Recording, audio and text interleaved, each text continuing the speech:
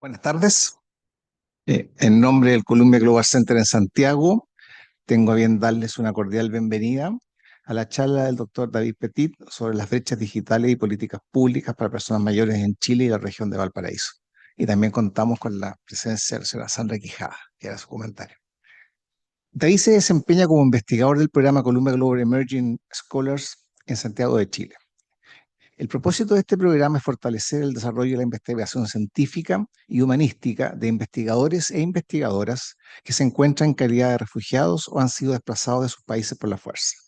Ello conlleva un compromiso del Columbia Global Center en Santiago para apoyar a investigadores e investigadoras para avanzar en su trayectoria académica.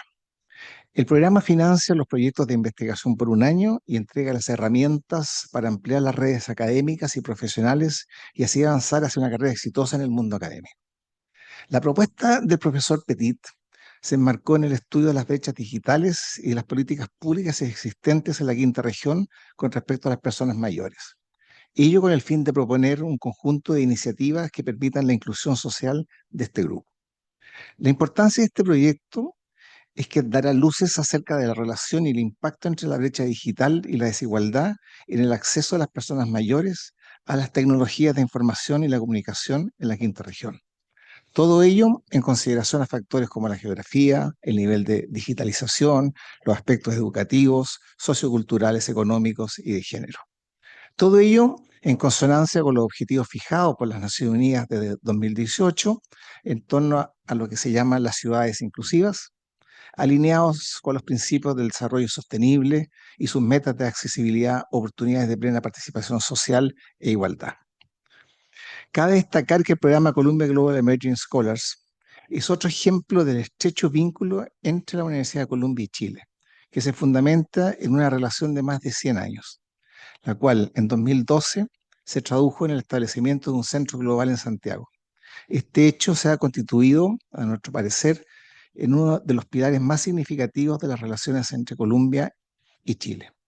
A través de los años, el centro se ha posicionado como un puente intelectual entre las comunidades académicas y ha permitido compartir conocimiento y realizar proyectos de investigación.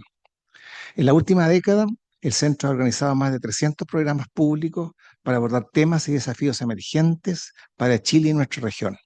Con un enfoque multidisciplinario, el centro ha patrocinado proyectos de investigación que se centran en temas claves del espacio y política pública en las ciencias, la cultura y las artes, la educación y la salud pública, entre otros, promoviendo la colaboración entre investigadores de Columbia y sus contrapartes locales. En la actualidad, el centro también se ha enfocado en el cambio climático y la salud pública y en temas de relevancia pública como la transición energética y los minerales críticos. Bueno, dejo a ustedes a los invitados. Muy buenas tardes, muchas gracias por la invitación. Mi nombre es Sandra Quijada, soy del Centro de Estudios Públicos y les voy a hacer una breve presentación sobre el contexto del envejecimiento en Chile y el sistema de cuidados que está en pleno desarrollo en este momento. Entonces, para partir, quería mostrarles este gráfico donde vemos la tasa de fecundidad desde el año 60 hasta la actualidad. Si ustedes se fijan ahí, en el año 60 el promedio de hijos por mujer era 5,5. Hoy día está levemente por 1,03 promedio hijos por mujer. Es la última estimación del Instituto Nacional de Estadística para el año 2024. La verdad es que es bien crítico porque esto tiene una serie de consecuencias en distintos ámbitos sociales y económicos que vamos a revisar a continuación, pero creo que este dato es el más impactante de todos porque nuestro país es de los países que tiene la más baja tasa de natalidad en el mundo. Ya nos estamos acercando a países que tienen bajo un hijo por mujer, que es Corea del Sur, que está en alrededor de 0,7, 0,8. Y algunos países asiáticos, y la verdad es que algo tenemos que hacer al respecto. Entonces, afortunadamente nosotros tenemos un censo reciente que fue el año pasado el levantamiento de la información, y se ha estado dando a conocer por capítulos durante todo este año, con el capítulo final que será en enero del próximo año, donde tendremos las proyecciones de población en base a este último censo. Lo que vamos a revisar hoy día, lo que yo les voy a mostrar, es parte del censo y algunos antecedentes respecto de ¿qué pasa con el índice de envejecimiento y la proyección de los adultos mayores de aquí a varios años más, pero todo en base al censo del 2017, dado que el microdato todavía no está disponible? Entonces, algunas cosas que nos ha dicho ya el censo. Tenemos una población censada que es menos de la proyectada para el año 2024. 18.480.432 personas censadas. Lo que no quiere decir que sea la población completa, porque siempre los censos tienen un porcentaje de omisión, ¿cierto? Entonces, tenemos también que un dato muy relevante es que 8,8% de nuestra población censada son inmigrantes. Esto es súper importante para el tema de la tasa de fecundidad. Ya vamos a ver a continuación por qué. Por eso está ese antecedente. Y tenemos un total de 7.600.000, un poquito más, de viviendas censadas, ¿ya? Cuando tengamos en enero las proyecciones de población, ahí vamos a saber bien en el fondo cuántos somos exactamente, ¿cierto? Un poquito más de 18 millones seremos, pero muy probablemente no alcanzaremos los 20 millones y algo que está proyectado hoy. Si ustedes se meten a la página web del INE, en uno de los recuadros, de los banners, sale la proyección de población a junio de este año. Y es superior a esos 18 millones que fueron censados. Tenemos en este censo como resultado preliminar que 56,6% de las mujeres entre 15 y 49 años tiene hijos, que son 14 puntos porcentuales menos que lo que se registró en el censo de 1992. No ha pasado tanto tiempo. Uno dice, bueno, ya, sí, son como 30 y tantos años. Sí, ok, pero es drástico el cambio.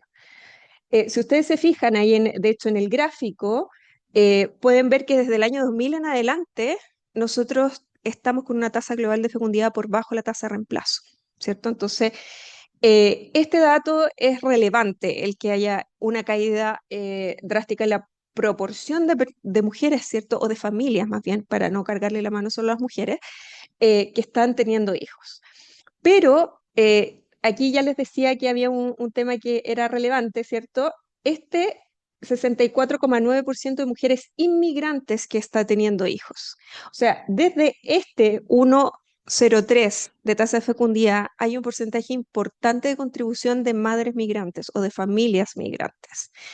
Entonces nosotros decimos, ok, si no tuviésemos la contribución de las familias migrantes a la tasa de fecundidad, probablemente estaríamos en peores condiciones. Y vemos aquí, ¿cierto?, que el censo, esto es una imagen que está en uno de las láminas de resultado del censo, y aquí nosotros vemos que el promedio de hijos en el 92 era 2,52 y hoy día es 1,97.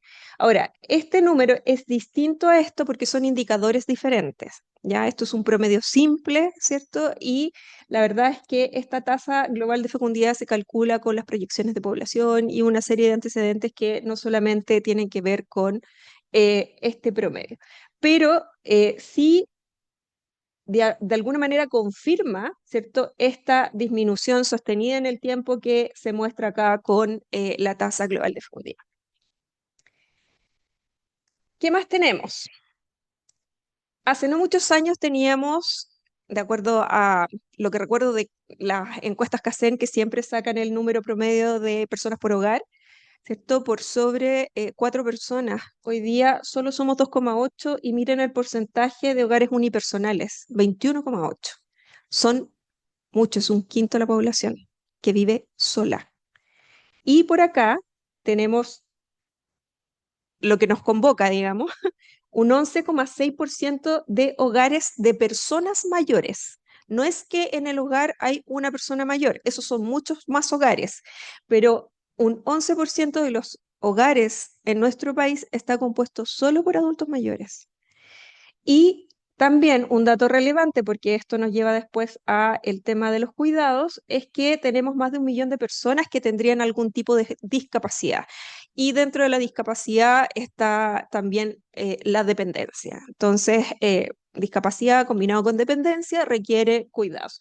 No es que este 1 millón de personas esté requiriendo cuidados, pero sí, en el fondo, es un universo que es importante mirar porque tampoco todos ellos son adultos mayores, sino que en el fondo tenemos ahí que un porcentaje relevante, más bien, con el tiempo ese porcentaje se va a ir haciendo cada vez más importante dentro de, ¿cierto?, este total de personas que tienen algún tipo de discapacidad.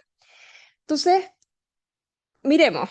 Censo del 92 teníamos que las personas de 0 a 14 años era casi un 30% de la población y un 6,6% de los adultos de 65 y más. Miremos acá.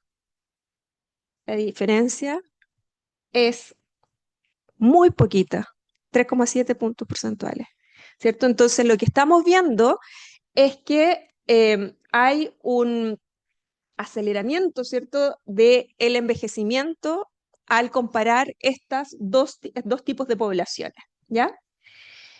Y nuestra población en general es más vieja. Tenemos un promedio de edad de nuestra población de 38,1 años. Eso es mucho. Y bueno, somos más educados. Eso es la parte, digamos, positiva, ¿verdad? Tenemos 12,1 años de escolaridad, que son 2,4 años más de lo que teníamos en el 2002. Entonces, digamos que no todo es negativo, ¿cierto? También tenemos cosas positivas que mostrar de este censo. Bien, entonces, cambio demográfico, ¿qué es lo que tenemos? Vemos ahí del 92, ¿cierto? Ese mismo gráfico que les mostraba antes. Miren lo que pasa acá.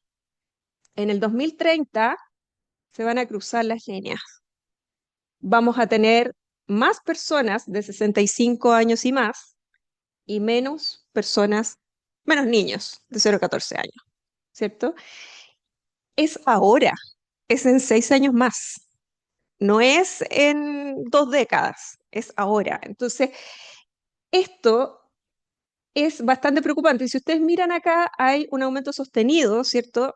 Dado que tenemos una población más envejecida, hay por supuesto un aumento sostenido de esta población que está al medio, que son las personas de 15 a 64 años, y que en el fondo de acá como que se estabilizan un poco en el tiempo, y si ustedes se fijan acá ya a partir del 2040 empiezan a disminuir.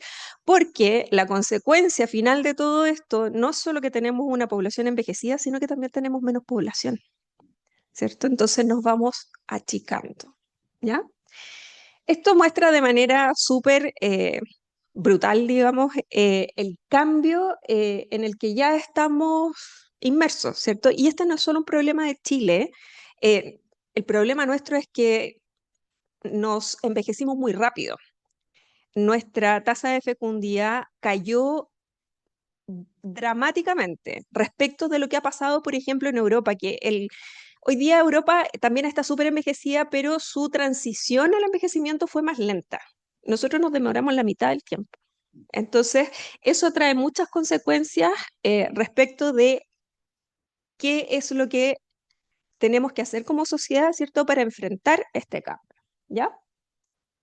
Entonces, dicho eso, si ustedes se fijan acá, lo típico que se muestra en demografía, ¿cierto? Son las pirámides, que deja bastante en evidencia de cómo han sido los cambios. Si ustedes se fijan en esta pirámide acá, es lo que a uno le gustaría ver, ¿cierto? Una base importante de gente de menor edad y o una punta, ¿cierto?, donde hay menos adultos mayores, pero miren acá, esto se está dando vuelta. Es bien impresionante porque, o sea, solo en, digamos, un poquito más de 30 años, ¿cierto? Tenemos un cambio tan drástico de una pirámide casi perfecta, digamos, a esto que tenemos aquí una base muy pequeña de niños y estamos engrosando la parte de arriba con los adultos mayores, ¿ya? O sea, no es que esto sea terrible, no es que en el fondo sea un problema ni sea tan dramático. No lo es y no lo va a ser si es que nos preparamos para eso, ¿cierto? Entonces, Este cambio, ¿cierto? Se da y es consecuencia directa de la disminución de la tasa global de fecundidad, ¿cierto? Pero también hay un tema con la esperanza de vida, ¿cierto? Chile es uno de los países que tiene la esperanza de vida más alta de la región. Entonces, esperanza de vida alta conjugada con una baja tasa de natalidad, población envejecida, ¿cierto? O sea, no hay mucho más que explicar. Y si tenemos aquí, este gráfico es solo para las personas de 60 y más y tiene una división entre la población de tercera y cuarta edad. ¿Por qué es importante esto? Porque fíjense aquí, ya estamos en el 2024, ¿cierto? Y miren a dónde está, ¿cierto? El porcentaje de personas de cuarta edad que tenemos, ¿cierto? O sea, estamos como en el 16-17%. Y fíjense acá, 2050, vamos a llegar casi al 30%. El 30% de los adultos mayores de 60 y más años van a ser personas de 80 y más años. Entonces, em, no solo es el cambio demográfico de los niños, ¿cierto?, a los adultos mayores, sino que dentro de los adultos mayores viven más. Entonces, tenemos que hacernos cargo de esos cambios. Entonces, ¿a quiénes se cuida? Ya tenemos más o menos una idea, ¿cierto? Personas de 60 y más años que podrían tener algún nivel de, o grado más bien, para ser más precisa, de discapacidad, ¿cierto? O de nivel de dependencia, pero en un artículo, Elia Molina, ¿cierto? Que fue ministra de Salud y hoy día diputada de la República, ella dice que básicamente los servicios de cuidados van a ser demandados por aquellos que tengan discapacidad o dependencia severa. No está diciendo nada nuevo. Sin embargo, hoy los sistemas de cuidado en nuestro país básicamente se enfocan aquí y no para el total de la población. No es universal, ¿ya? Entonces ahí, ojo que con esta población de 80 y más años, digamos, el cuerpo humano se va deteriorando y queramos o no, ¿cierto? Vamos a necesitar de cuidados distintos a los que tiene la población hoy día. Vamos a requerir de infraestructura que hoy día no tenemos. Y así con una serie de cosas. Entonces, ¿a quién más cuidamos? Nosotros tenemos un instrumento en Chile que es la Encuesta Nacional de Discapacidad y Dependencia y ahí este instrumento nos indica que un 8% de los adultos de 60 y más años se califica con dependencia severa. Este instrumento es particular para eso, entonces se hacen una serie de preguntas que permiten determinar ese nivel de dependencia, ¿ya? Y en su mayoría pertenecen al primer quintil, 47% son jefes de hogar y la mayoría de ellas son mujeres, ¿ya? Porque la esperanza de vida es mayor en las mujeres que en los hombres. Y ojo que de quienes tienen dependencia severa hay un 12% que declara no recibir cuidados. O sea que básicamente está sola. Y quienes reciben cuidados, que es el otro 88%, ¿cierto? 66% dice que ese cuidado lo recibe en su hogar, o sea, en su vivienda.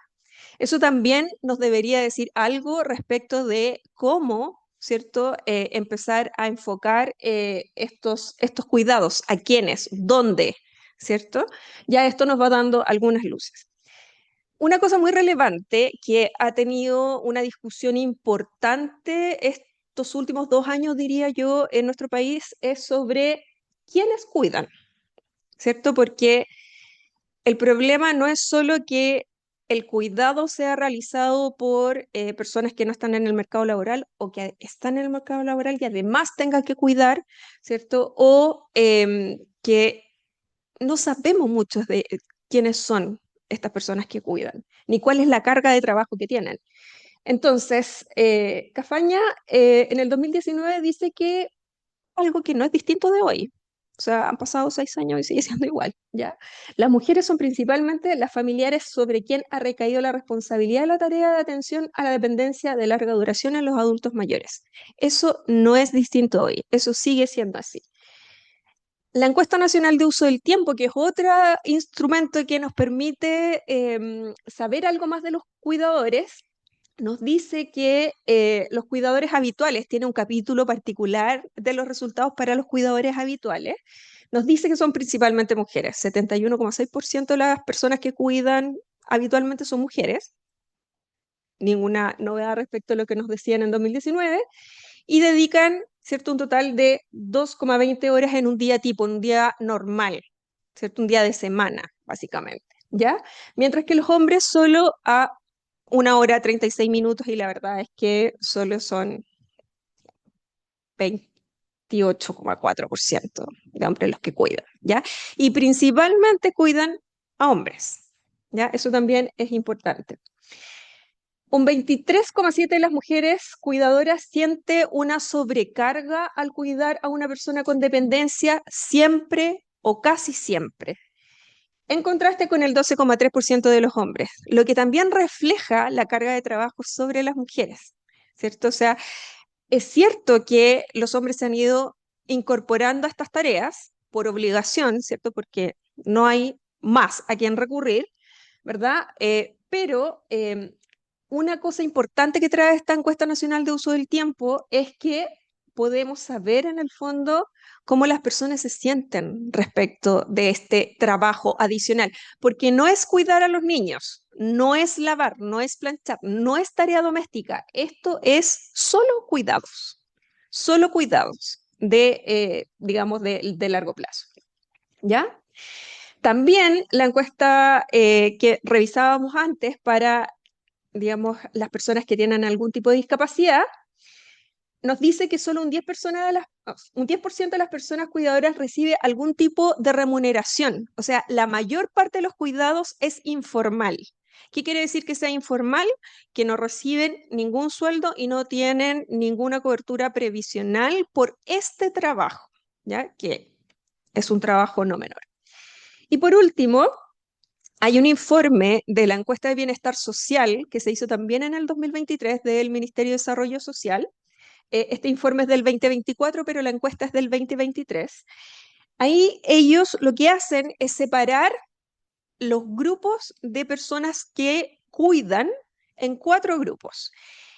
Y de estos 4 grupos hay uno en particular que está compuesto principalmente por personas, mujeres de 60 años y más. De ellas, la mitad tiene alguna discapacidad y 62,2% de ese grupo tiene insuficiencia de ingresos. Entonces, vemos que la labor del cuidado tiene una sobrecarga importante y además un grado de vulnerabilidad muy grande. Esto está bien en detalle en uno de los informes sobre el bienestar de los cuidadores. Así sale, digamos, en el documento del ministerio, y la verdad es que es bien revelador respecto de que esto nos dice básicamente que los adultos mayores están cuidando a adultos mayores. O sea, no está siendo cuidados básicamente por personas más jóvenes. Estos cuidados los están ejerciendo en mayor medida personas que están jubiladas ya y que están cuidando a sus maridos, a sus señoras, ¿cierto? A sus mamás, a sus papás, ¿cierto? Y tienen un grado de vulnerabilidad bastante importante. Ahora, sistema de cuidados en Chile. Esto no es nuevo, no es que con este gobierno en el fondo nació el Sistema Nacional de Cuidados. Yo pensaba que sí, pero no es así. Con la investigación nos hemos ido dando cuenta que este sistema del Chile Cuida nació en el 2017 cuando Chile ratificó la Convención Interamericana sobre la Protección de Derechos Humanos de las Personas. Entonces ahí, ¿cierto? Nace el Sistema Nacional de Apoyos y Cuidados, solo que no nace como un proyecto de ley, ¿ya? Y esa es la novedad que tiene el proyecto que hoy está en el Congreso y está en tramitación en el Senado, ¿ya? Que esto viene acompañado de una ley. Al venir acompañado de una ley, viene con presupuesto, ¿cierto? Y con una serie, ¿cierto?, de, digamos, facultades que les permite la coordinación y la distribución de recursos para hacerse cargo de este sistema, ¿ya? Entonces, en esa época, ¿cierto? El objetivo es el mismo que hoy. En esa época era coordinar al SENAMA y a la CENADIS, que eran los organismos encargados, ¿cierto?, de los cuidados, pero no solo de los adultos mayores, sino que también de los niños, ¿ya? Entonces, hoy día, por supuesto, el proyecto de ley tiene un detalle bastante más relevante, sobre todo en el cuidado de los niños, del que proyecto que nació en el 2017. ¿Ya? Pero el de hoy se basa en la idea de ese. Entonces, algunos programas, como para que ustedes sepan más o menos qué hay en la oferta hoy en día. Tenemos centros diurnos donde van personas que tienen un grado de dependencia menor, ¿cierto? Que son autovalentes de alguna manera, pero no tienen dependencia severa. Cuidados domiciliarios, condominios de viviendas tuteladas, ¿cierto? Donde las personas que son autovalentes, ¿cierto? Postulan a vivir en comunidad, ¿cierto? Que son personas que viven solas, ¿ya? Establecimientos de larga estadía y fondos de subsidio para esos establecimientos que nacieron en el 2010. Cosas que han surgido después de esta fecha, ¿cierto? Más recientemente, que no necesariamente son programas. Tenemos ahí, por ejemplo, algo de política pública súper importante, que es la pensión garantizada universal, ¿cierto? Que es casi universal y que ha sido mejorada, ¿cierto? En monto con este gobierno, pero que fue el último proyecto del gobierno anterior. Ha habido una estandarización en la rebaja del transporte público, ¿cierto? Esto antes era como el metro solamente. Hoy día es todo el transporte público y es a nivel nacional, no solamente en la región metropolitana. Entonces ahí ya se ve una coordinación entre, digamos, las distintas entidades a cargo de esto. Y lo más novedoso y nuevo es este pase cultural, ¿cierto? Que les da la oportunidad a estas personas que normalmente tienen pocos ingresos de tener una billetera electrónica, ¿cierto? Que son alrededor de unos 50.000 pesos, que se van descontando a la medida que las personas lo utilizan para actividades culturales, que pueden ser conciertos, compra de libros, teatro, ¿cierto? Le dan la posibilidad, ¿cierto? De que aquellas personas que no cuentan con ingresos para eso puedan acceder a través de esta billetera que es especial para esas actividades. Entonces, ahí tenemos, no son todos por supuesto, pero tenemos una pincelada de las cosas que, digamos, han contribuido a mejorar el bienestar, ¿cierto?, de los adultos mayores últimamente. Ya, dentro del Sistema Nacional de Apoyos y Cuidados está también la Política Nacional de Cuidados 25-2030. No es la primera política, pero es una política que está más institucionalizada, ¿ya? Esto hoy día está en la Contraloría, debería salir pronto, y la idea de esta política es que busca reconocer el cuidado de las personas y la corresponsabilidad de la sociedad en ese cuidado, no solamente en la familia, sino que en la familia, en el Estado, en el sector privado, en la sociedad civil. O sea, que estemos todos involucrados en este tema que tarde o temprano nos va a afectar. Y también pretende avanzar hacia la instalación progresiva y territorial del Sistema Nacional de Apoyos y Cuidados con planes bianuales, ¿cierto? O sea, acá, hoy en día, por ejemplo, si las personas quieren acceder a los beneficios, hay solo 151 comunas donde hay un contacto directo con las personas. Entonces, este plan lo que pretende es que cada 2 años se vayan generando metas territoriales de manera de que se llegue a la cobertura de todas las comunas del país. ¿Okay? Este CAPI de aquí es el consejo a cargo de la política, ¿ya? Es como el comité consultivo, ¿ya? Los objetivos estratégicos de esta política son redistribuir los cuidados ampliando, ¿cierto?, la cobertura y la pertinencia. Eso es de las cosas más importantes, porque hoy día no es que no existan, es que la cobertura es baja. Fortalecer las capacidades de coordinación intersectorial descentralizada, ¿cierto?, para la instalación de esto. Hay también, vamos a ver más adelante, que se pretende generar un sistema, ¿cierto?, que pueda integrar toda la información necesaria para que los beneficios se puedan entregar de manera ágil. Promover el trabajo decente para las cuidadoras, ¿cierto?, que sean capacitadas, que sean formalizadas, en el buen sentido de la palabra, no en el legal, ¿cierto? Impulsar la corresponsabilidad, ¿cierto? Que es una de las cosas que está en el objetivo, ¿cierto? Social y de género, y visibilizar este cuidado no remunerado, la importancia.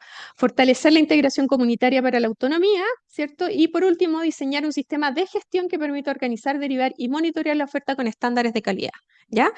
Eso es bien ambicioso porque hoy día nosotros no tenemos un sistema integrado de datos que nos permita hacer absolutamente nada. Entonces, este es un desafío súper grande.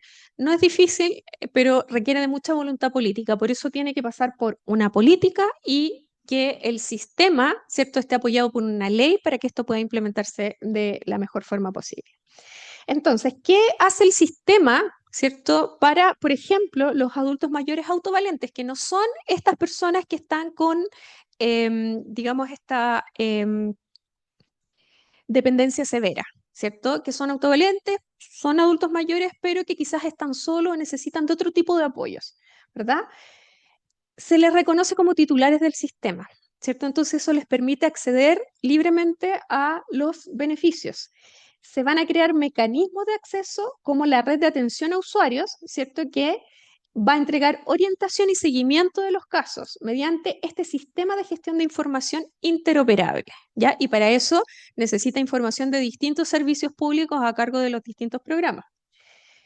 Se considera, ¿cierto?, esta coordinación, o sea, esto del transporte público, de la billetera para los temas culturales, se puede realizar única y exclusivamente si es que hay coordinación intersectorial. Si no, la verdad es que esto no vale mucho la pena y acá está destacado más bien el transporte público y todo lo que tiene que ver con vivienda y obras públicas, ¿ya? Hay otras cosas que hay que hacer, por supuesto, pero partamos por algo. Y en concreto, básicamente, el cambio para las personas autovalentes es que van a poder solicitar, por ejemplo, un servicio de apoyo de acompañamiento al médico, por ejemplo, a hacer trámites. Ustedes saben que hoy día, por los temas de seguridad, los adultos mayores están súper vulnerables a que los asalten o a tener un accidente en la calle. Entonces, en la medida que son acompañados, ¿cierto?, podemos entregarle un mayor nivel de seguridad y bienestar.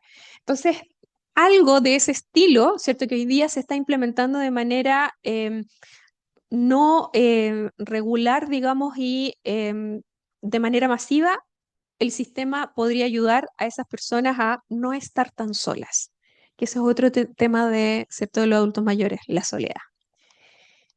Para los adultos mayores dependientes. Lo que tenemos hoy, ¿cierto?, es que los adultos mayores dependientes que reciben beneficios del Estado son aquellos que pertenecen al 60% más vulnerable de la población y la verdad es que eso restringe al otro 40%, porque sabemos que ese otro 40%, sus posibilidades de caer, ¿cierto?, de quintil son muy altas, ¿ya? Entonces, lo que el sistema haría, ¿cierto?, es crear este programa con presencia en todo el territorio, lo que ya les adelantaba, ¿cierto? Hoy día tenemos solo 151 comunas con este programa.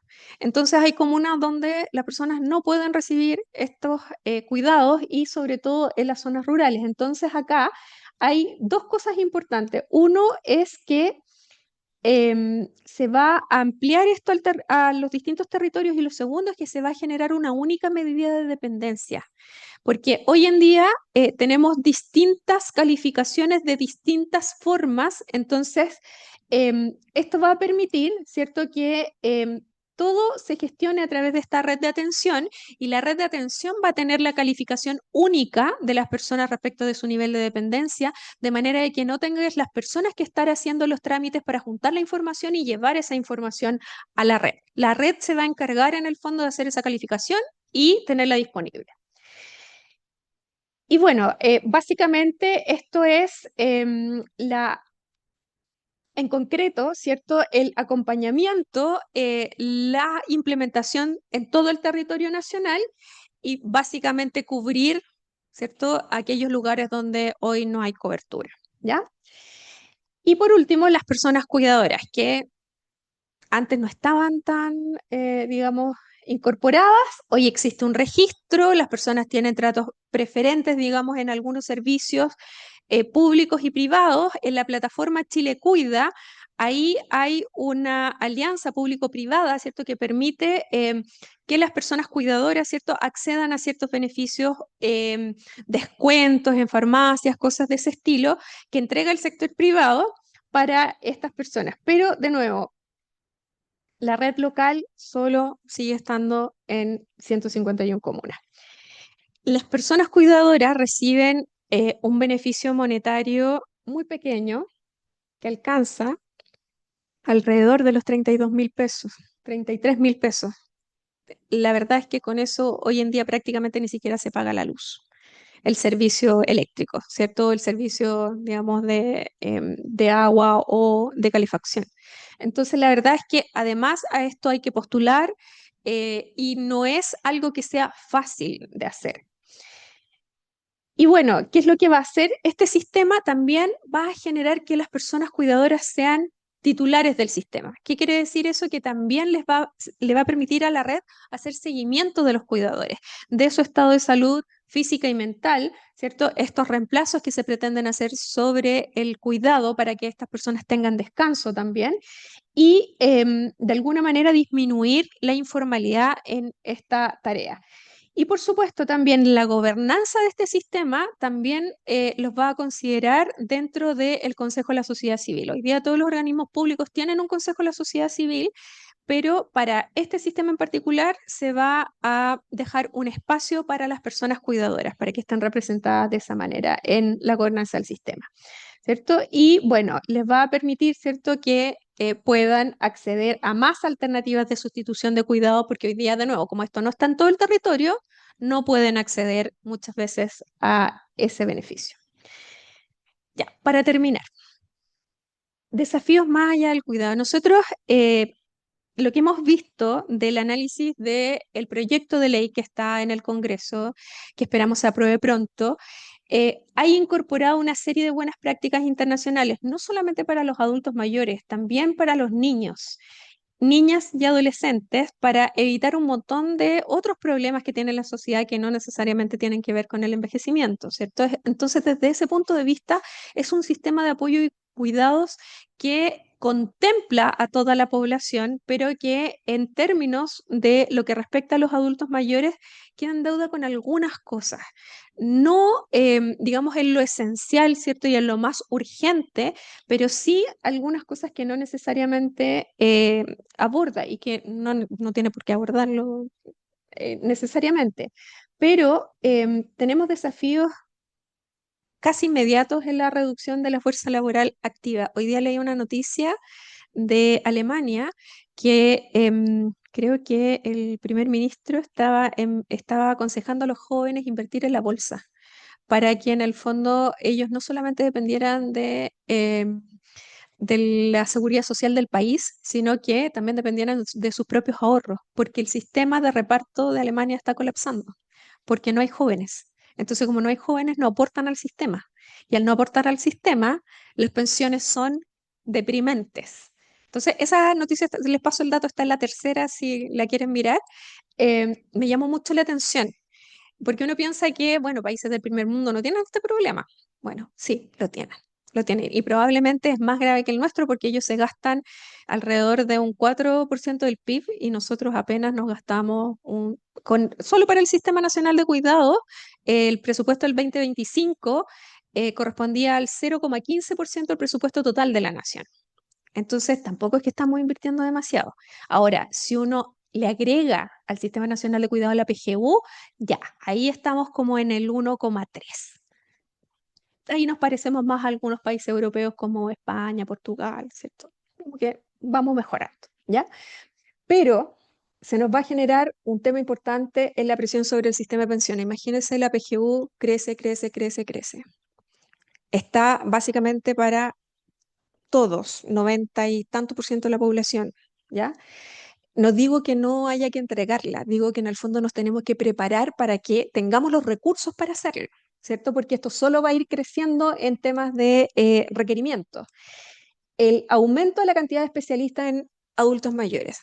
Eso no es un tema que aborde la política necesariamente, ni el sistema, porque el sistema dice, ok, yo me hago cargo de la infraestructura, pero nada dice sobre qué va a pasar con los geriatras, por ejemplo, con los kinesiólogos, que son necesarios, ¿cierto?, para que las personas se mantengan activas, o incluso, ¿cierto?, con temas de salud mental, ¿verdad? Tenemos harto, ¿cierto?, psicólogo que se puede dedicar, ¿cierto?, al tema de los adultos mayores, pero los geriatras requieren mucho más años de formación. Entonces es un tema que hoy, por ejemplo, el Ministerio de Salud, perdón, de Educación debería estar mirando y debería estar ajustando las mallas en las carreras universitarias de medicina, ¿cierto?, para dar más espacio a la especialización en geriatría, ¿cierto? Y en toda la demanda que va a tener en términos de medicina este cambio demográfico. Bueno, acá en términos económicos, desarrollo integral de la economía plateada. No sé si hace algunas semanas vieron toda la polémica que hubo por la eliminación de las tarjetas de coordenadas, que es una cosa que uno diría, ay, pero si esto no importa. Importa porque la gente no está digitalizada y les cuesta, y no hay inversión en digitalizar a los adultos mayores en términos universales. Entonces, si no los subimos al carro, ¿cómo les quitamos las herramientas? O sea, les quitamos la tarjeta del banco, no les damos acceso al crédito, no tienen cobertura de seguro, de ningún seguro, ni siquiera el seguro médico. Entonces, la verdad es que no estamos generando las condiciones para un buen bienestar. Y esto que es inevitable, la reducción del tamaño de las familias. Yo me acuerdo cuando yo era chica, nos juntábamos en los almuerzos familiares con mis abuelos y éramos 30 nietos. Yo hoy día voy a la casa de mis papás, ¿cierto? Y ellos como abuelos tienen 2 nietos. Entonces yo digo, wow, o sea, ¿qué hacemos? ¿Qué hacemos? O sea, nuestras redes de apoyo se van a acabar no porque las personas que estén alrededor nuestro no quieran apoyarnos, es porque nos vamos a quedar solos, porque vamos a tener familias muy pequeñas. Y por último, y creo que de las cosas más importantes es dignificar el envejecimiento, ¿cierto? Darle un sentido real al aporte de las personas mayores a la sociedad, no, digamos, relegarlos una vez que cumplen 60 años. Hoy día a las personas de 50 y más años les cuesta casi un año encontrar una pega nueva. Entonces, si estamos hoy en día, ¿cierto?, discriminando a las personas de 50 años y más que todavía están en el pic de su productividad, ¿cierto? Por contratar a una persona más joven, más barata, ¿qué va a pasar si yo quiero trabajar a los 65, 66 o hasta los 70 años, dado la esperanza de vida que tenemos? ¿Cierto? Es complejo, es difícil. Entonces, creo que esta tarea de dignificación no solamente pasa por una política pública, sino que también por un cambio cultural que nosotros mismos tenemos que ejercer desde nuestras propias familias. Así que dejándoles un poco esa invitación, termino la presentación y de nuevo les doy las gracias por la invitación. Muchas gracias. Se escucha bien, ¿cierto? Sí, muchas gracias. Eh, Sandra Quijada por el Centro de Estudios Públicos, ella es coordinadora de opinión y hemos estado conversando sobre temas precisamente eh, sobre este ecosistema, ¿no? Del envejecimiento poblacional y todo lo que conlleva. Yo les voy a hablar hoy un poco sobre lo que fue este año de trabajo con este programa de Columbia Global Center. Agradezco primeramente, por supuesto, a todo el equipo de Santiago. Está aquí Antonio Campana, está Cris Molinari, Vivi, que está de vacaciones, no nos pudo acompañar hoy, pero de verdad que les agradezco porque ha sido un año súper fructífero. Están dos nuevos scholars que comienzan a partir de los próximos días. Están presentes, gracias a Franklin Coletti y a Juan Carlos Rosillo por el apoyo y por la confianza en este programa. Primero les voy a comentar un poco sobre lo que hicimos, ¿no? Durante este año de trabajo hay cosas que todavía no estamos terminando de hacer y hay cosas, por supuesto, que están en el proceso de investigación y que de la mano, por supuesto, con el Centro de Estudios Públicos, con otras académicas, otros académicos, queremos avanzar al respecto. Primero, brevemente, el contenido de la presentación, un poco el diagnóstico nacional, muy breve, que fue lo que hicimos y lo presentamos en enero de este año, al igual como hablar un poco sobre el envejecimiento poblacional y algunos desafíos de carácter multidimensional, algunos hallazgos en caso tanto nacional como la región de Valparaíso, donde tratamos de asentarnos un poco, algunos desafíos clave, desafíos transversales también, algunas buenas prácticas en cuanto a políticas públicas, más en el orden del envejecimiento o de las personas mayores, sobre todo ligado al elemento digital, algunas buenas prácticas internacionales que también queremos avanzar hacia un paper que pueda aterrizar un poco más allí y por supuesto hacia dónde va el proyecto, ¿no? ¿Cuáles son los próximos pasos a seguir? En principio, un poco esto, pueden ver allí un poco en el sentido de algo que mencioné en la primera etapa, pueden ver estos dos gráficos. En principio, algo que mencionó Sandra respecto a el grado de conectividad y sobre todo aquí abajo, cómo las personas aprenden sobre la digitalización, que fue lo último que mencionó. En principio vemos arriba, algo que también cubrió en su presentación. ¿Cuántos, a partir de estas, de las encuestas, cuántos hogares en Chile cuentan con personas mayores? 88%. Pero vean que el 42%, bajamos a un 42% cuando hablamos de personas mayores que son jefas o jefes de hogar. Entonces, hablamos en principio de la conectividad, solamente en este primer escenario, 42%. Pero tenemos que entender también que hablamos cuando nos referimos a brechas digitales en cuanto a acceso, en principio, en cuanto a uso, en cuanto a apropiación. Entonces, tenemos como estos tres pilares, ¿no? Primero, cómo accedemos a la conectividad, cómo la usamos y luego para qué la usamos, es decir, cuál es el significado que le damos a esa conectividad. Entonces, es muy importante entender a partir de esto, lo he colocado aquí abajo un poco, sobre cómo empezamos a hablar de brechas. Es un término que se ha utilizado sobre todo a partir de este siglo, como ustedes saben, y para todo es brecha, a partir de los organismos organismos internacionales, organismos nacionales, etcétera. Y aquí podemos encontrar, en principio, un elemento bien interesante, ¿no? Que es esto que hemos llamado la paradoja del acceso.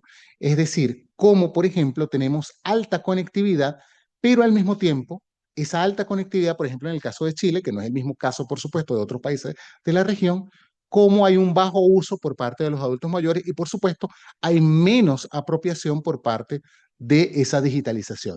Entonces, esto es un primer eslabón que tenemos que cubrir y en este camino apenas estamos. Lo que mencionaba Sandra hace un momento en cuanto a, por ejemplo, las tarjetas de coordenadas u otro tipo de avances en cuanto a la hiperdigitalización de la sociedad, de estas megatendencias, como le llaman algunos, ¿no? La hiperdigitalización, la transformación sociodigital, pero también cómo esto embarga otro tipo de dilemas, otro tipo de escenarios, otro tipo de desafíos. El segundo son las barreras psicosociales. Uno de los, durante este año quisimos hacer primero un diagnóstico para abordar cómo estaba el estado del país, cómo estamos precisamente en cuanto al nivel de brechas en estos tres eslabones, qué ocurría allí, y luego quisimos hacer hace poco una intervención en terreno, una medición en un programa llamado la Universidad del Adulto Mayor, que es de la Universidad de Viña del Mar. En ese programa hicimos una medición cualitativa. La idea fue llevar lo cuantitativo y tender el puente con aspectos de orden cualitativo. ¿Qué opinan las personas mayores, por ejemplo, de este programa? Así como la idea es hacer este tipo de mediciones en otros programas, como hacer mediciones con personas mayores que no pertenezcan a ningún tipo de programa. Porque obviamente la medición de carácter muy a microescala en un programa solamente nos da como una fotografía. ¿Qué están haciendo las personas mayores, por ejemplo, en el ámbito de la digitalización u otro tipo de elementos que estén viendo en este tipo de programas donde se insertan, donde tienen acompañamiento, donde tienen otro tipo de relaciones allí que son súper importantes? ¿Qué nos dimos cuenta? Que hay otro tipo de barreras, las barreras psicosociales. ¿Cuáles son este tipo de barreras psicosociales? Barreras en cuanto a, por ejemplo, preguntas en torno a, ¿tienen acceso a Internet? Sí, tenemos acceso a Internet. Ellos lo dicen, usamos Internet de manera diaria. Hay personas, por ejemplo, que no saben que están utilizando Internet, por ejemplo, cuando entran a una aplicación como YouTube. Para ellos, entrar a Internet, por ejemplo, es entrar a una página como Mercado Libre o entrar a otro tipo de aplicativos. Pero a partir de estos programas se dan cuenta que Internet es todo un cúmulo de situaciones, todo un cúmulo de oportunidades, todo un cúmulo, por supuesto, de eventos que les suceden y donde ellos están conectados, así ellos no sepan que están conectados. Pero hay una segunda visión, no solamente de las personas mayores que están en este tipo de programas, sino las personas, los docentes que acompañan a las personas mayores y que en programas como estos son también algunos, son personas mayores. Entonces, esto es un tema súper importante, porque ellos es la visión de cómo yo me veo reflejado, cómo yo me veo, no solo, no yo solo, sino también cómo me veo entre pares, ¿ok? Entre otras personas mayores y cómo me ven los docentes, cómo me ven otras personas que participan de este tipo de programas. Entonces, allí nos dimos cuenta de otras barreras en el orden de, por ejemplo, la soledad, en el orden físico.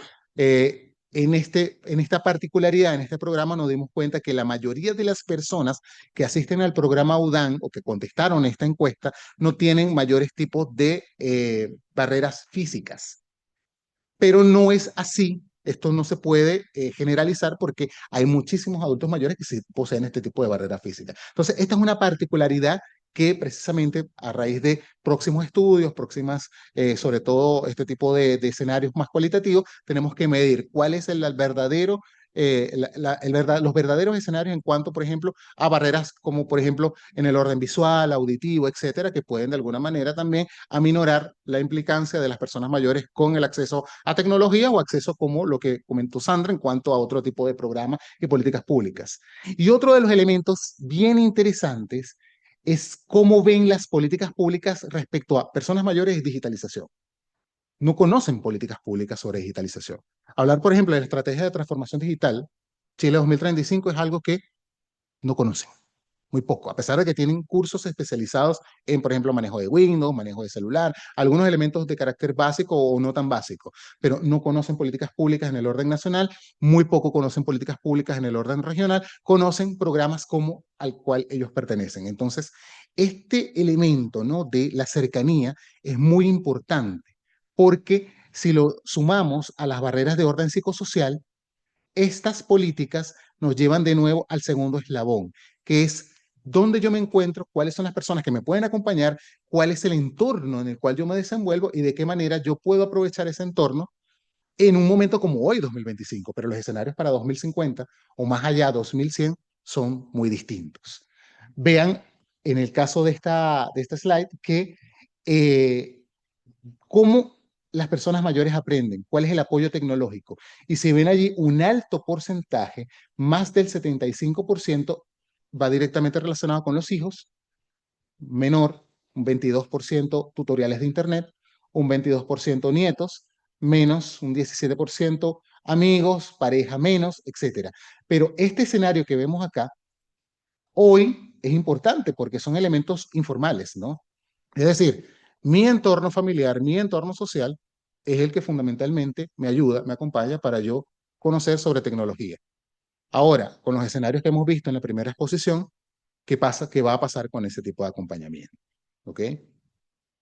Segundo, algo que ha mencionado y que abordó bastante bien Sandra, yo fui un poco más allá. En el caso del 2025, yo me situé incluso hasta 2100. Hay una transición demográfica acelerada, ya lo comentó muy elocuente. Por supuesto, esto va a tener presión sobre la economía, sistema de salud y pensiones. Más personas envejecidas, menos personas activas laboralmente, va a llevar a cambios sustanciales en sistema de orden previsional, sistema de salud y, por supuesto, en cuanto a los elementos de orden tributario o fiscal. Si vemos los escenarios de las pirámides poblacionales, se dan cuenta cómo se ha invertido la pirámide. Esto es bien interesante. Si vemos, por ejemplo, en el caso de 2025, hoy, vean acá un poco, entre 30 hasta 44 años aproximadamente están los segmentos donde hay mayor población. A inicios de este siglo estaba concentrado acá, entre los 0 y los 19 años. 0, 18, 19 años. Hoy, 2025, estamos entre los 30, 34, entre los 30 a los 44 años. Vean abajo, para el 2100 se estima que los segmentos que estén por encima de los 69 años o de los 65 años en adelante va a ser el segmento más importante de la población. Esto representa desafíos súper importantes. Otro de los elementos es la brecha digital, por supuesto, como un amplificador de la desigualdad. Se habla de que la digitalización, estamos a pasos agigantados hacia digitalizar prácticamente todo, está dentro de los objetivos de desarrollo sostenible, como ustedes muy bien saben, pero esto también nos lleva a nuevas brechas. Las brechas del año 2025 no van a ser las brechas del año 2030, 2040, 2050 en adelante. Van a surgir nuevas brechas. Brechas, por ejemplo, en cuanto a metaverso, automatización, robotización, robótica, inteligencia artificial, etcétera, etcétera. Entonces, va a haber nuevas brechas y van a amplificarse brechas de otra índole, no solo digitales, sino brechas, por supuesto, en el orden de estos cambios sociodemográficos. Y es un desafío, por supuesto, que va más allá de lo tecnológico, precisamente por cómo cubrir esta transformación en el orden sociodemográfica, económica, fiscal, etcétera, a partir de políticas públicas que puedan entender la dinámica de estos nuevos escenarios. Algunos hallazgos que pudimos encontrar de manera un poco más específica, tanto a nivel nacional como a nivel de esta medición cualitativa, por supuesto tienen que ver con, tenemos mucho acceso, pero bajo uso en cuanto a cómo podemos apropiarnos de manera expedita, ¿no?, de la digitalización. Cómo apropiarnos, sobre todo, un escenario donde vemos en cuanto a los cambios, no solo en el orden sociodemográfico, sino en la economía y en el futuro laboral. De hecho, en el futuro de las universidades van a cambiar su enfoque, van a tener, ya se está hablando académicamente de cómo las universidades van a tener que tener un enfoque muchísimo más participativo, más en terreno. Lo que hacemos académicamente, por ejemplo, en estos escenarios, va a tener un puente con elementos como, por ejemplo, lo que está haciendo las personas en investigación, desarrollo e innovación. Modelos de piloto, modelos de políticas públicas directamente con elementos de coparticipantes, es decir, mediciones que nos puedan llevar a que políticas públicas sean testeadas en terreno para ser validadas y así aminorar, optimizar recursos. Esto en el ámbito de las políticas públicas, la administración pública, de la ciencia política, es uno de los elementos que se ve y que se está estudiando ya ahora. Políticas públicas fragmentadas invisibles, lo que les comentaba en cuanto a cómo lo ven, ¿no? Por ejemplo, en esta foto que ven aquí abajo de los estudiantes del programa UDAN. ¿Cómo lo ven ellos? ¿Conocen políticas públicas? No las conocen. ¿Conocen iniciativas, etcétera? Muy poco. Algunos de forma muy vaga. Y estamos hablando de un programa que precisamente tiene una línea en cuanto a tecnología, en cuanto a uso de disminuir las brechas digitales y el uso de la digitalización. Hay oportunidades, por supuesto, no solamente son desafíos, los desafíos también presentan oportunidades para la investigación, para la acción en cuanto a estos estudios de manera más coparticipativos, más específicos, y uno de los ejemplos precisamente es la UDAN como un elemento a microescala de donde pueden convergir, podemos hacer este tipo de mediciones en cuanto a los académicos en temas donde podamos testear, podamos medir cuál es el impacto de elementos como lo que estamos estudiando el día de hoy. Algunos de los desafíos claves, ¿no? Paradoja del acceso, lo que les comentaba en cuanto a cómo utilizar de mejor forma la digitalización. En el caso de Chile, Chile es uno de los países de la región que más avanza. Chile y Uruguay son los países que más han avanzado en cuanto a digitalización, pero no es el escenario de toda la región, no es el diagnóstico de toda la región. Centroamérica y el Caribe están súper rezagados. Y esto es algo que también tenemos que medir en cuanto a las comparativas de cómo está América Latina y el Caribe, cómo estamos como continente frente a otros escenarios como por ejemplo los países de la OCDE y otros países. El factor humano es clave, por supuesto, en el sentido de qué podemos hacer.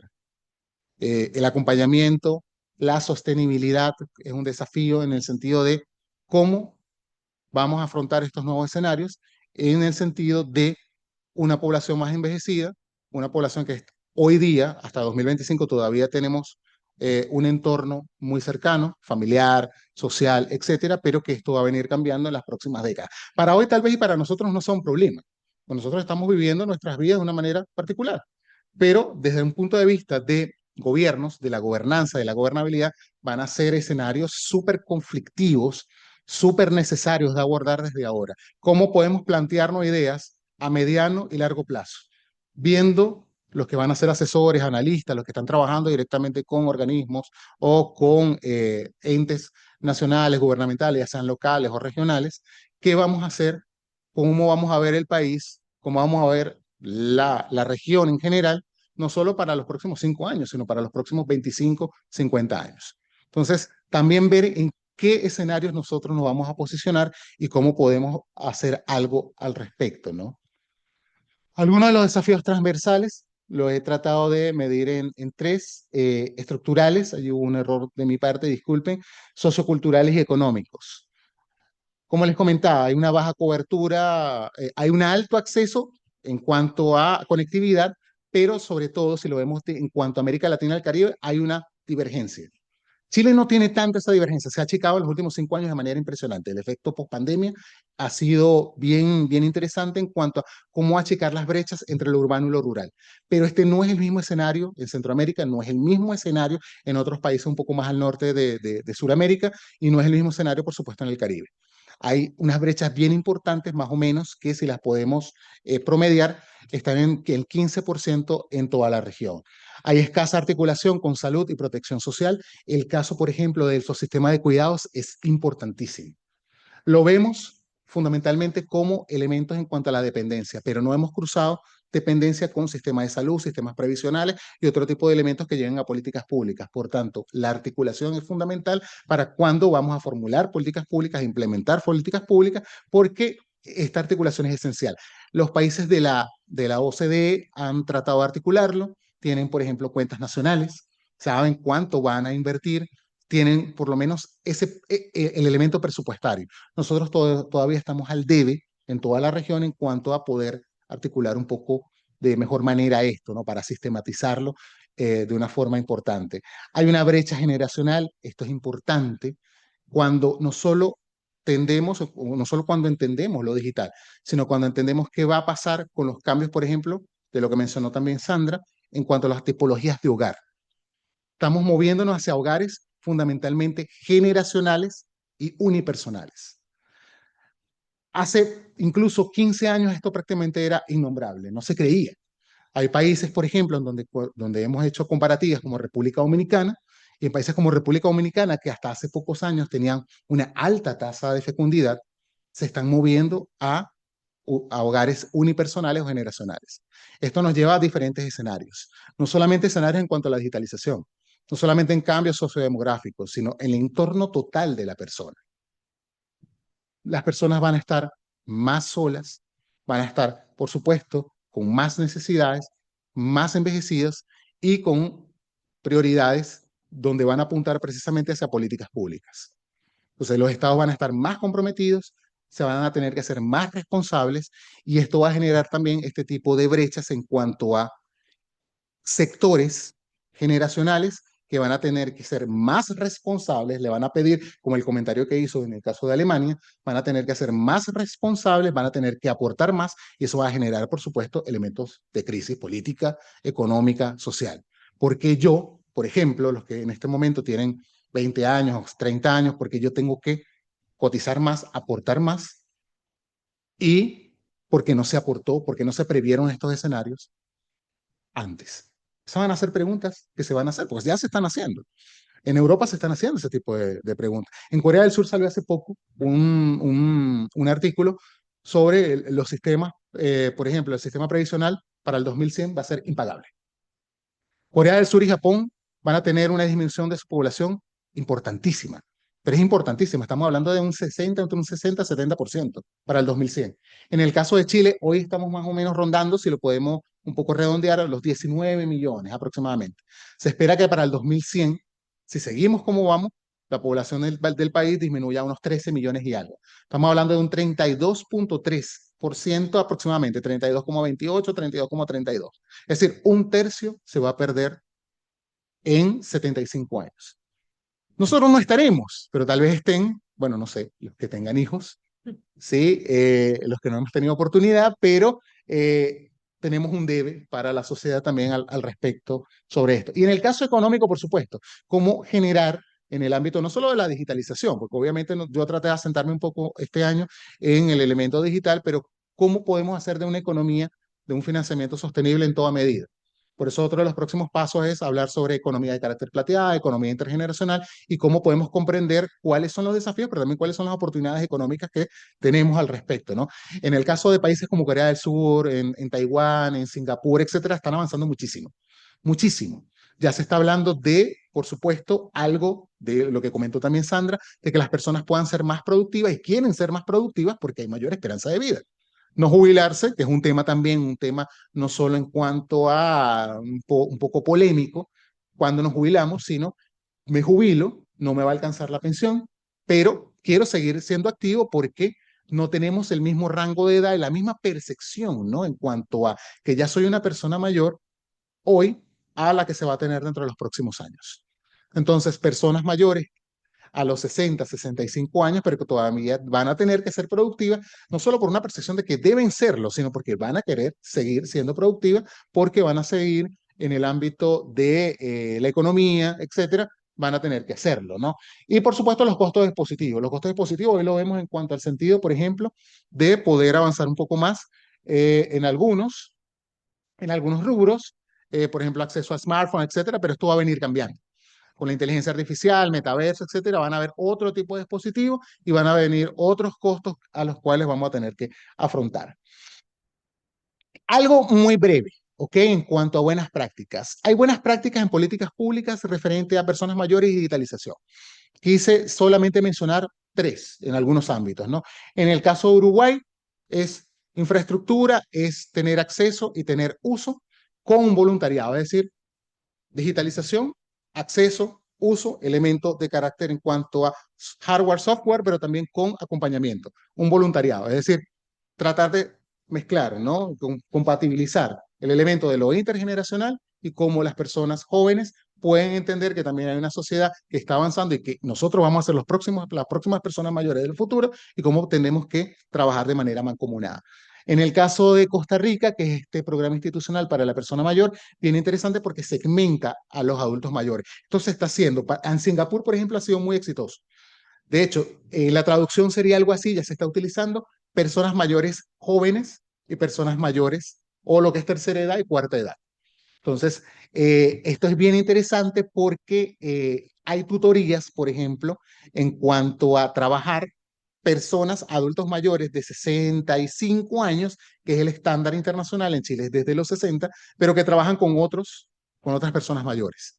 Esto es bien interesante porque en la medición que hicimos en la UDAN ha funcionado muy bien, porque hay personas mayores que sienten que otras personas mayores están más avanzadas, pero estas mismas personas mayores de su mismo programa sirven como tutores, como guías. Entonces se sienten acompañados por personas mayores que sufren también como ellos, padecen, tienen elementos como ustedes saben, siempre hablan las personas mayores de salud, siempre hablan de elementos en cuanto a acompañamiento, siempre hablan de otro tipo de temas que a veces nosotros cuando estamos un poco más jóvenes no los entendemos, mientras nos acercamos a esa mayoría de edad, por decirlo de alguna manera, empezamos a comprender que hay temas que inevitablemente nos van a convocar. Y en el caso de Argentina, Buenos Aires Mayor, por ejemplo, talleres móviles, es decir, se van moviendo por zonas, no hay una política tan cimentada, pero se mueven a donde estén los propios adultos mayores y, por ejemplo, en el caso de la telemedicina, le enseñan cómo acceder al elemento de telemedicina, cómo poder, por ejemplo, pedir citas, que es todo un tema al día de hoy. Como ustedes saben, en el país siempre nos dicen, por ejemplo, mi mamá me dice, oye, pídeme una cita porque ahora es por telesalud. Y yo no tengo una buena visión, yo no sé acceder de la misma manera que tú. Entonces, vamos avanzando por un lado, pero ese avance, tal vez tan vertiginoso en la digitalización, lleva a que personas mayores se quedan un poco rezagadas. Entonces, en el caso de Argentina, han tratado de avanzar un poco más al respecto. Esto por América Latina y el Caribe. Este me encanta, porque es el caso internacional y coloqué simplemente tres elementos allí, tres ejemplos.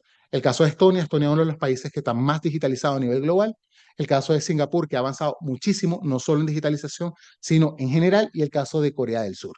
Por ejemplo, en el caso de, creo que no lo ven muy bien, allí me disculpan por el tamaño, pero en el caso de Estonia, certificación digital obligatoria, mentoría intergeneracional, es decir, se probó una política con resultados específicos. Entre los 65 y 74 años, por ejemplo, usan e-gobierno, que sería aquí, por ejemplo, lo que nosotros utilizamos en cuanto a tener clave única. Acceder de manera interoperable a todos los políticas públicas, a todos los beneficios, a todo acceso a lo que es e-government. Entonces, a partir de ahí se probó y ha tenido un avance significativo. En el caso de Estonia, ha tenido 89% de acceso, bien interesante. En el caso de Singapur, aplicaciones con asistente virtual, con mentoría senior to senior, lo que más o menos le estaba comentando. Es decir, cómo yo enseño, yo persona mayor, un poco más capacitada y tal vez de una edad entre 65 años, cómo yo puedo acompañar a otras personas mayores y cómo enseñarles cómo se baja una aplicación, se utiliza una aplicación, aplicaciones que sean, por supuesto, que puedan ser integrativas y que puedan llevar a las necesidades de las personas mayores. Has también tenido un éxito bastante importante y este me fascina. En el caso de Corea del Sur, con telemonitoreo con wearables. No sé si saben qué es eso. Se les colocan unos dispositivos, se empezaron a utilizar en el ámbito de la telemedicina, dispositivos para saber cómo están las personas. Muchísimas personas viven solas. Obviamente Corea del Sur es un icono al respecto y esto está integrado con los sistemas de previsión social. Una persona, por ejemplo, mi mamá o la mamá, por ejemplo, de Franklin, puede tener un dispositivo, saben dónde está la persona, si tiene algún tipo de elemento en cuanto a sale de la casa, tiene algún tipo de elemento de salud, etcétera. Se está probando, se empezó con telemedicina, pero ahora se intenta según la comunidad académica, se está tratando de llevar este tipo de dispositivos para el día a día de la persona. Hay personas que viven totalmente solas. Hay personas que a pesar de que vivan, por ejemplo, en comunidades, en residencias con otros adultos mayores, pueden compartir con adultos mayores, pero regresan a su casa y están absolutamente solos. Y en cualquier momento puede pasar cualquier cosa, como ustedes saben. Entonces, este tipo de dispositivos ahora se está discutiendo mucho y es uno de los elementos que ha tenido mayor éxito. Y, por ejemplo, en el caso de Corea del Sur, se probó en un año, el año 2023, tuvo 31% de reducción, por ejemplo, en hospitalizaciones, medir cómo está la persona, algún tipo de enfermedades de carácter crónica, etcétera. Y esto, uno de las, ya casi terminando, algunas recomendaciones, lo que hemos hecho es tratar de hacer un bosquejo en cuanto a un modelo de política pública integral, sistémico, que tenga que ver con algunos elementos más allá de la brecha digital. Por ejemplo, en un objetivo en cuanto a inclusión digital efectiva, tratamos de hacer tender este puente, ¿no? Aglutinar un poco elementos que tengan que ver con diseño de políticas basado en evidencia y co-creación, es decir, hacer mediciones generales de manera cuantitativa, cualitativa, como mediciones en terreno. Co-creativas en el sentido de que los propios, por ejemplo, las personas mayores digan, por ejemplo, en el caso de Valparaíso, no es lo mismo medir, hacer mediciones en Valparaíso, por ejemplo, en Viña del Mar, que hacer mediciones en Limache o hacer mediciones en Punta Arenas. Nosotros tenemos escenarios a veces que pueden ser comparables, pero también son contrastables. Entonces, creer, y es algo que por eso comenzó esta medición, esta investigación en Valparaíso y no en Santiago, aunque estemos en Santiago, creer que podemos centralizar no solo las políticas públicas, sino los problemas, los deseos, las capacidades, los desafíos o las oportunidades desde Santiago, creo que también es un error. Hay que ver las particularidades y hay que ver, por supuesto, entender de primera mano desde los propios, desde las personas mayores, los niños, adolescentes, etcétera, entender cuáles son los desafíos desde sus mismas posturas. En el caso, por ejemplo, de segmentación etaria, es una propuesta que viene de políticas públicas en cuanto a, por ejemplo, verlos a las personas mayores entre 60 y 75 años y 75 años y más, es decir, tercera y cuarta edad un poco, para poder hacer mediciones un poco más efectivas. Integración sistémica, que es algo que se viene hablando también en cuanto a articular inclusión digital con sistemas, por ejemplo, de salud y pensiones, es algo fundamental. Entiendan las personas mayores que estamos avanzando y nosotros mismos que vamos hacia ese estadio, que estamos avanzando hacia una digitalización de todos los elementos de la sociedad. Financiamiento local, por supuesto, en el ámbito de establecer, por ejemplo, fondos concursables para elementos no solo públicos, sino, por ejemplo, iniciativas, empresas que de alguna manera puedan aportar soluciones en este ámbito, que no sea solamente desde el Estado, sino que también partan, por ejemplo, los que estudian ciencias políticas, estudian ciencias sociales, estudian tecnología, etcétera, que puedan emprender en un ámbito donde van a haber infinidad de oportunidades. Monitoreo desagregado, por ejemplo, en el ámbito de crear indicadores de impacto por edad, género, territorio, etcétera, precisamente a partir de este tipo de mediciones. Y la idea es ir hacia un estadio, por supuesto, ideal, esto es algo simplemente que evocamos en principio, de sostenibilidad fiscal y social a mediano y largo plazo. Por último, la escalabilidad de los próximos pasos que pretendemos, ahora estamos finalizando este año con Colombia, pero lo que queremos hacer un poco es investigación un poco más microcomparativa, ir a terreno, ¿ok? Desarrollar estudios tanto cuantitativos como cualitativos, hacer este tipo de match entre estos dos ámbitos, análisis mixto de políticas de ecosistema, no solamente verlo desde la perspectiva, por ejemplo, de cuidados, o desde la soledad, o desde las brechas digitales, o desde la economía, sino que a partir de estos estudios posteriormente poder integrarlos y poder tener mediciones un poco más transversales.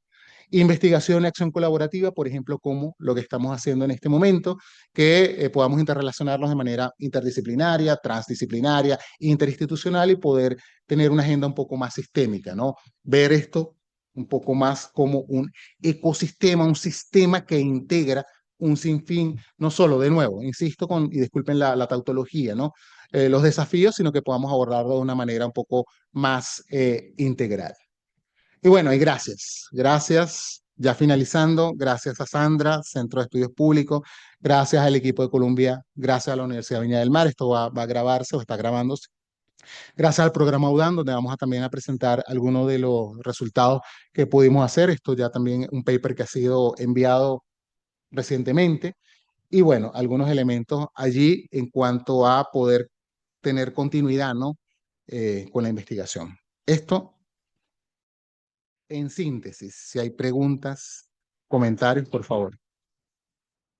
Muchas gracias, David y Sandra, por sus presentaciones. Quedé un poco mareado con tantos datos, pero yo creo que el mensaje es bastante claro, ¿no? Tenemos unos minutos para preguntas. No sé si tienen ustedes algunas preguntas. Buenas tardes, muchas gracias por su muy interesante exposición. Quería hacer dos preguntas, uno a cada expositor. A David quería preguntarle con respecto a la utilización o a la generación de plataforma digital.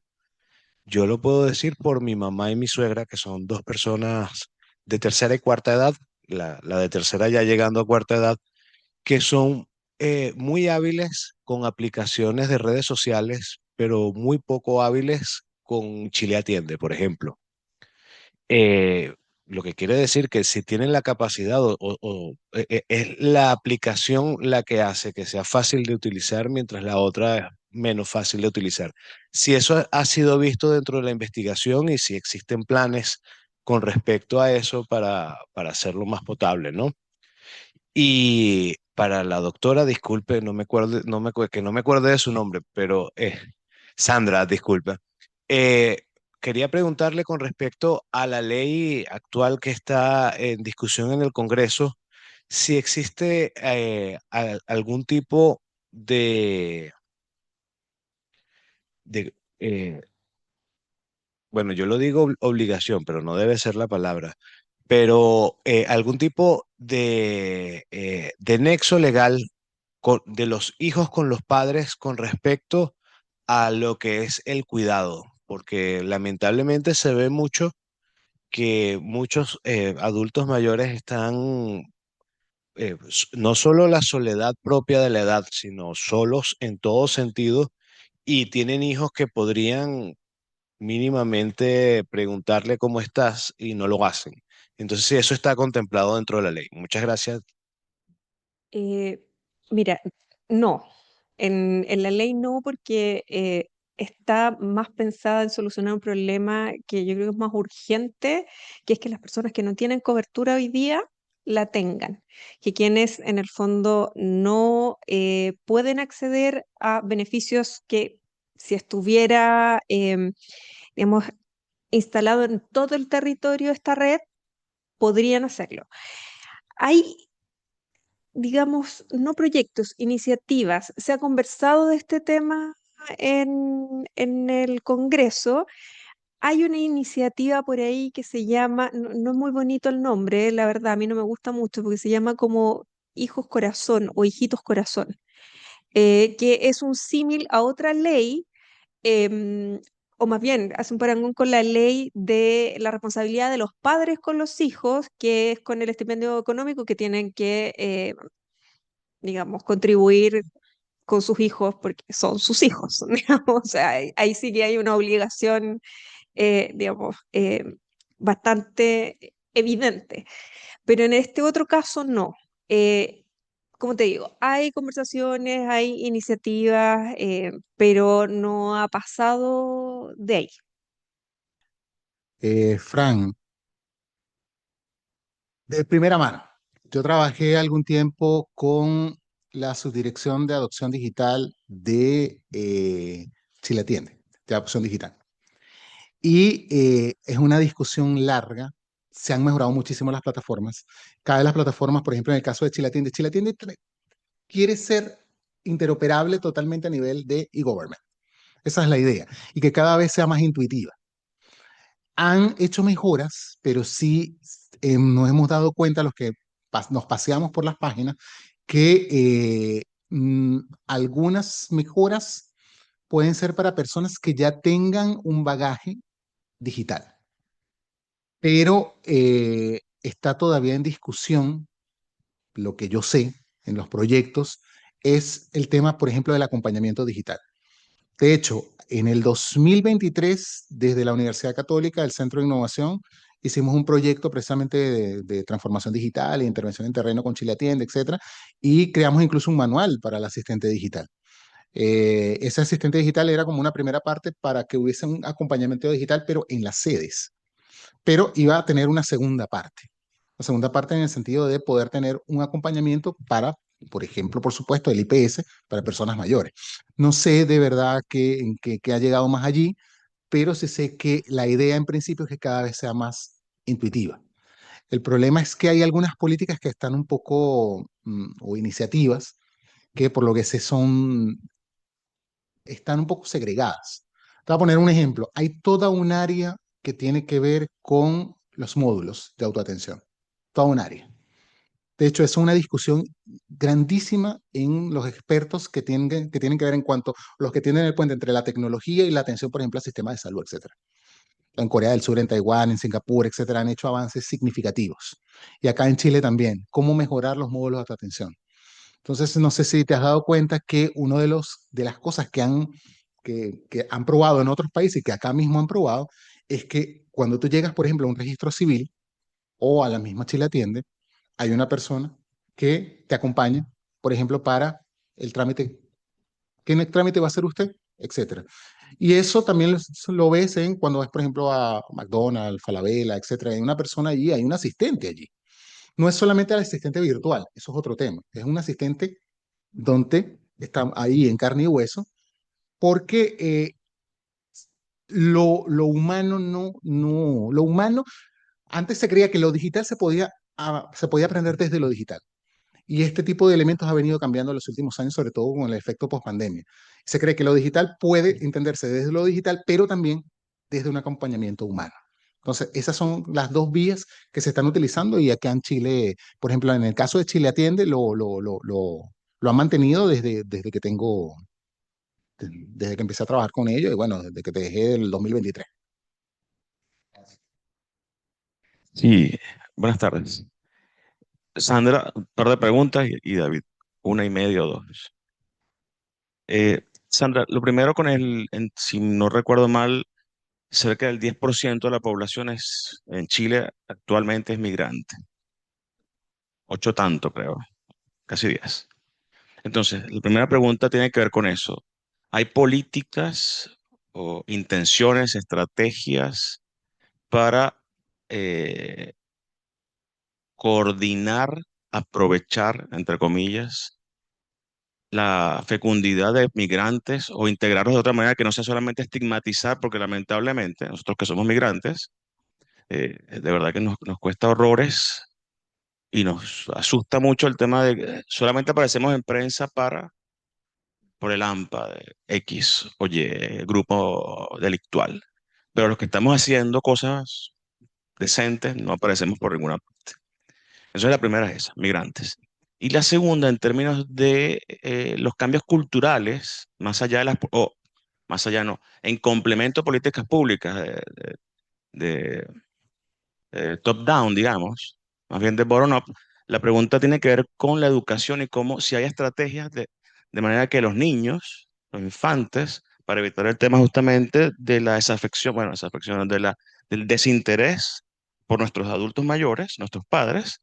¿Cómo hacemos para educar desde socializarlos para que respeten a los adultos mayores, para que los cuiden y no tenga que ser una ley impuesta, ¿ah? Top down, que diga, tienes que cuidar a tu papá? No, eso es algo que creo yo en mi lógica, yo debería cuidar a mis padres, respetarlos como me cuidaron a mí, ¿eh? Entonces, Listo con Sandra, voy con David. Justo practicando inglés. Escucho un podcast y de un español muy gracioso, de un tejano que está en España, que hace clases de inglés. Y entrevisto a alguien de una universidad de la tercera edad o algo así en España, no recuerdo el nombre. Pero lo interesante es que como que gente adulta ya, que ya está jubilada, hace clases. Entonces, me cuelgo allí para preguntarte,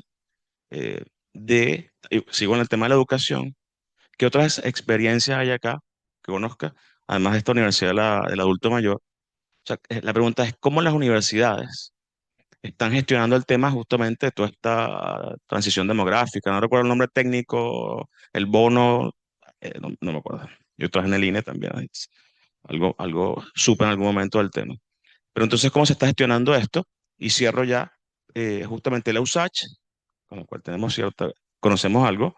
Sé que ya la vicerrectoría de posgrado, la universidad como tal está enfocada un par de años más, en concentrar más recursos en posgrado que en pregrado, justamente por todos los cambios demográficos.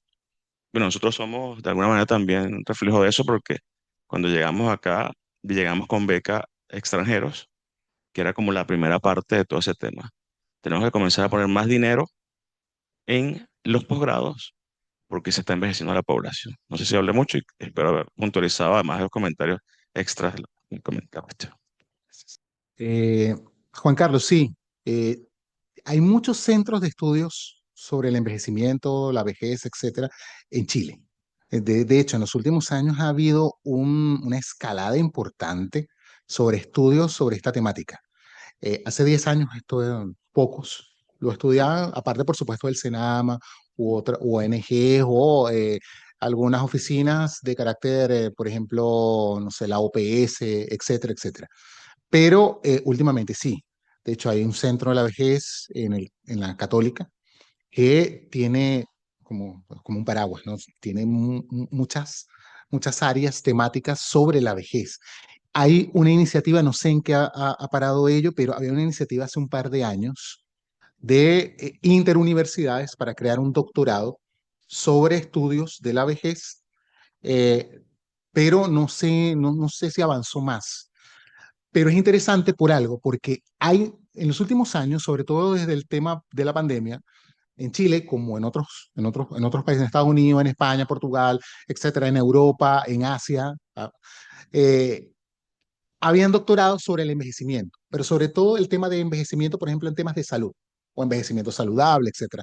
Esto ha escalado, más allá de lo meramente gerontológico de salud, sino ha escalado a elementos de tecnología, ciencias sociales, ciencias humanas, en general, ciencias humanas, ciencias sociales, ingeniería, I+D. O sea, ha escalado muchísimo. Hay doctorados especializados, por ejemplo, hay un doctorado en la Universidad de La Coruña, en Alicante, que tienen un sinfín de temas relacionados con vejez, pero con otras temáticas, y que lo están abordando desde una perspectiva más a mediano y largo plazo.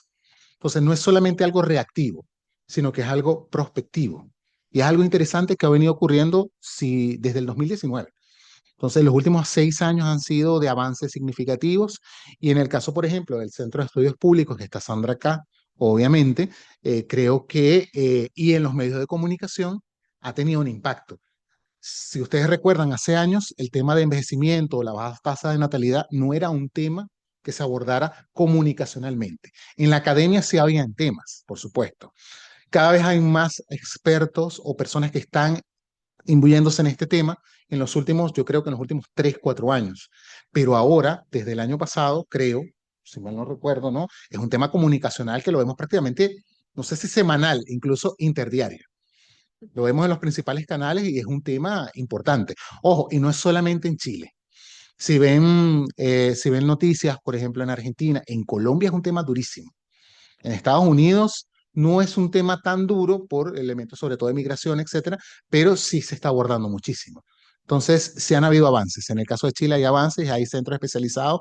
Lo que sí veo, Juan Carlos, es que hay varios centros, pero y es una de las ideas del proyecto, es que tengamos una mayor comunicación, porque están trabajando, por ejemplo, la Universidad Mayor trabaja por su lado, hay otros centros que están trabajando también por su lado, entonces falta yo creo que un poco más de comunicación entre pares, ¿no? Y que podamos hacer tal vez algunos proyectos, una idea que yo tengo, un repositorio interinstitucional, o sea, los que estén trabajando y que podamos de alguna forma saber que está trabajando otra persona.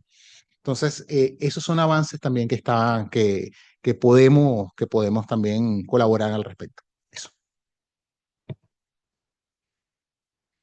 Yo me quiero sumar un poco a la explicación de David respecto a de la educación y de la investigación de esto. Mira, yo recuerdo, hace unos 20 años atrás, no es que hubieran, digamos, una investigación tan acuciosa sobre el envejecimiento, pero sí lo que recuerdo y me llamó en esa época mucho la atención es que la Universidad Católica estaba entregando talleres para los adultos mayores. Y eso es súper bueno porque en el fondo mantiene a las personas vigentes. El problema es que para acceder a un taller de una universidad hay que pagarlo, ¿cierto? Y tú tienes que tener cierto nivel de educación. Hoy día creo que eso se puede abordar de otras maneras porque, por ejemplo, con toda la digitalización de la educación, las personas que de alguna manera puedan manejar los dispositivos podrían tener acceso a esos talleres y a ese tipo de cosas. Pero también quiero contarte que el INTA, que es el Instituto de Nutrición de la Universidad de Chile, que se dedica a temas nutricionales, pero tiene ahí a una especialista que ella desde muy joven ha estado peleando por el tema del envejecimiento para ponerlo como un tema. Ella es la doctora Cecilia Albala. em, y lo sé porque me tocó trabajar con ella hace 15 años atrás en la primera encuesta que abordó el tema de los adultos mayores en conjunto con quien era la directora del Senama en esa época, que creo que era Paula Forte, que también se dedica a los temas de envejecimiento. Y hoy en día yo diría que está mucho más instalado, sobre todo en la Católica, que tiene un observatorio y tiene un laboratorio de adulto mayor. Ahí se ven básicamente asociaciones público-privadas para incentivar, por ejemplo, el emprendimiento del adulto mayor, dado que no encuentra trabajo, ¿cierto? Bueno, démosle la vuelta por otra parte y veamos, ¿cierto?, cómo pueden mantenerse activos en el mercado laboral. Y una opción es emprender, ¿cierto? Y ahí hay todo un tema con capacitaciones y es bien interesante lo que ellos hacen. De hecho, tienen una cumbre anual de... le ponen distintos nombres, pero de este año creo que es en octubre, y es súper interesante porque ahí no solamente se trata de generar redes entre los adultos mayores, sino que también en el fondo dar visibilidad a la investigación sobre los adultos mayores. Entonces, eh, ahí, y creo que hoy en día está muy instalado también en algún minuto. Cuando estábamos en pandemia, en lugar de hacer una teletón que nosotros hacemos todos los años para los niños con discapacidad, que es una fundación privada, se hizo una Teletón para los adultos mayores. ¿Y para qué? Para comprarles dispositivos móviles. Y por eso en el fondo el acceso que nosotros tenemos como país a los dispositivos móviles está casi en el 98% a Internet y al dispositivo móvil, porque en el fondo la idea era entregarle un equipo especial al adulto mayor con letras grandes y todo eso, de manera que pudieran tener acceso, conectarse con su familia, porque personas que vivían en las zonas rurales, ¿cierto? No podían, pues no tenían este dispositivo.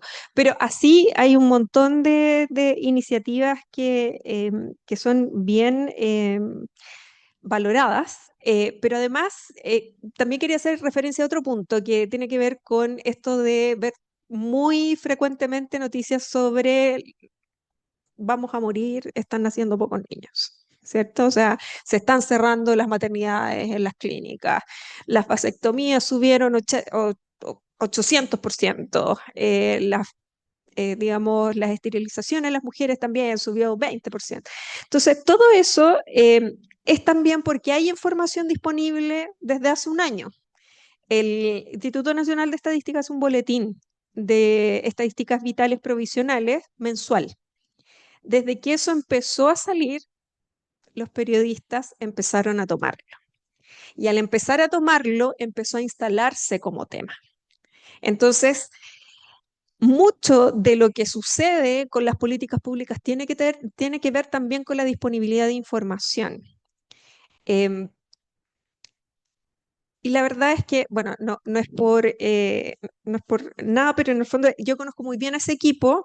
Yo dirigí el INE por 3 años y uno de mis objetivos era que las estadísticas vitales salieran con mayor regularidad.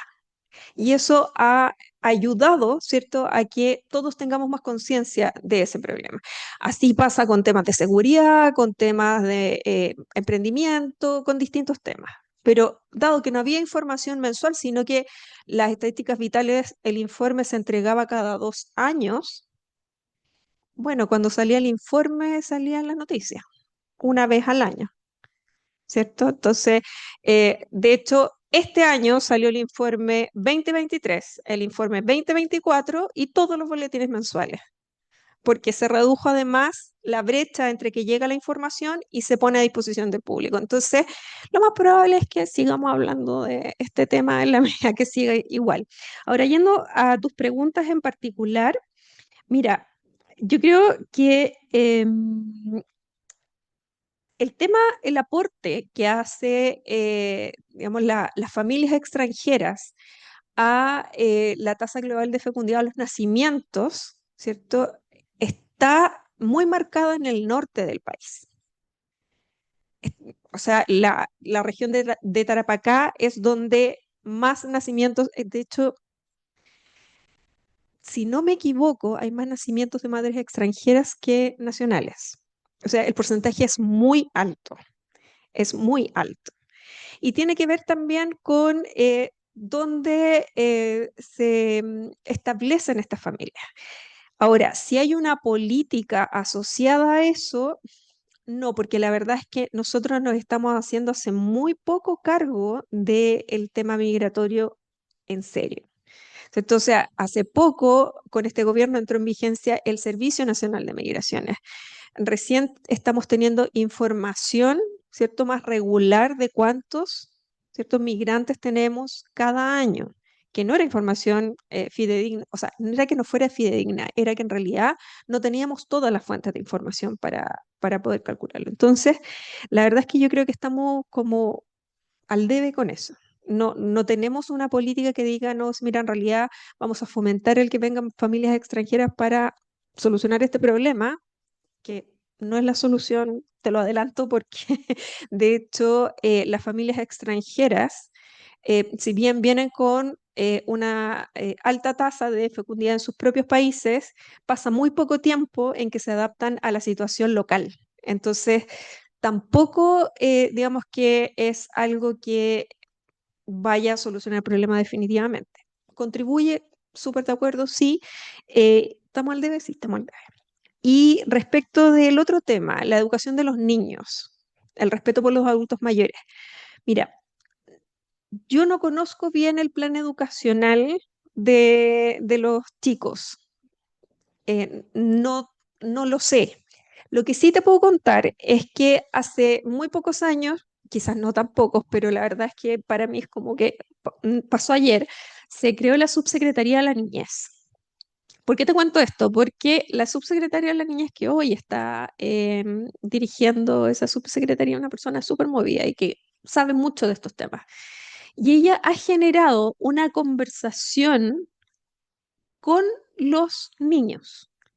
Hay un sistema de conversación de cabildos que se hacen en los colegios con una metodología estandarizada donde los niños incluso dan soluciones a los problemas, a los grandes problemas del país. Y ella queda muy impresionada de lo brillantes que son estos niños. En la medida que tú le das espacio, entonces los niños efectivamente pueden ayudar a la construcción de una mejor sociedad, pero para eso hay que darles espacio a los niños. Yo no creo que un plan educativo que le diga, mira, sí, tú tienes que respetar a tus adultos mayores, vaya a tener el efecto que podría sí tener el usar, ¿cierto?, estas instancias donde los niños hablan de los problemas del país. Eh, Creo que eso podría dar mucho mejor resultado que obligarlos, ¿cierto?, a hacerse cargo de su papá, de su mamá o de su abuelo. Y eso es algo que está pasando. Y está resultando, y de hecho es como lo que tú mencionabas, como de que te enseña un par, los mismos niños en la medida que se van como graduando de este tránsito de la educación media, van enseñando a los más pequeños en sus, digamos, en cómo pueden ser incluso mejores de lo que ellos fueron. O sea, esto llegó a tanto que una cosa que ella nos contó es que uno de estos niños tenía un problema con el transporte en una zona más o menos rural en el sur de Chile. Y él generó con su equipo un plan para presentárselo al Seremi de Transporte de esa región. Y llegaron a conversar con el Seremi de Transporte y ese problema mejoró sustancialmente. Entonces son cosas que en el fondo antes no existían y que hoy día con la voz de los niños es posible quizás tener esperanza de que no vamos a tener lo que tenemos hoy día, que es un mundo desconectado, ¿cierto? Donde la gente no se respeta y puedan con estas interacciones donde se les da espacio para contribuir, ¿cierto? Para ayudarse a sí mismos y a su comunidad, en el fondo poder llegar a un mejor estado de bienestar de la sociedad completa. Muchas gracias. ¿Tenemos tiempo para una pregunta más?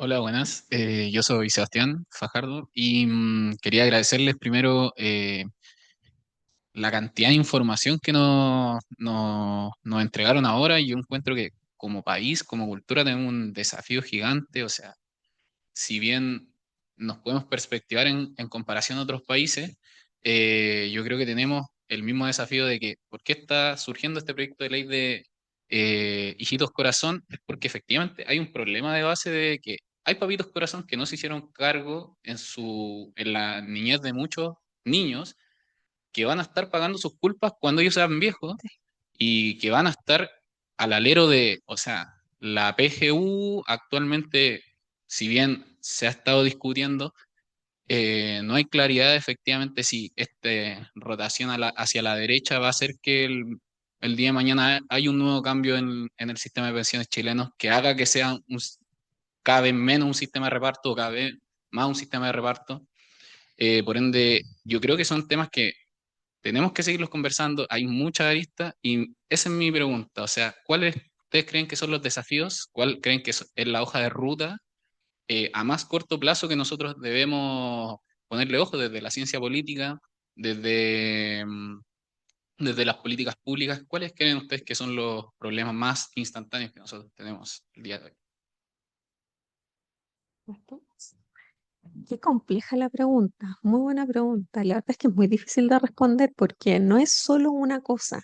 Pero mira, yo creo que no necesariamente son cosas urgentes, sino que son cosas que vamos a necesitar en un futuro no muy lejano. Un ejemplo de eso es cambiar digamos, las asignaciones que hace el Ministerio de Educación para las carreras con especialistas para los cuidados de los adultos mayores hoy día está muy reducido, ¿cierto? Si tuviéramos súper claro que esto va a ser un problema en 20 años más, porque, o sea, ni siquiera en 20 años más hay un paper del 2018 que dice que en el fondo los geriatras en Chile no son más de 500.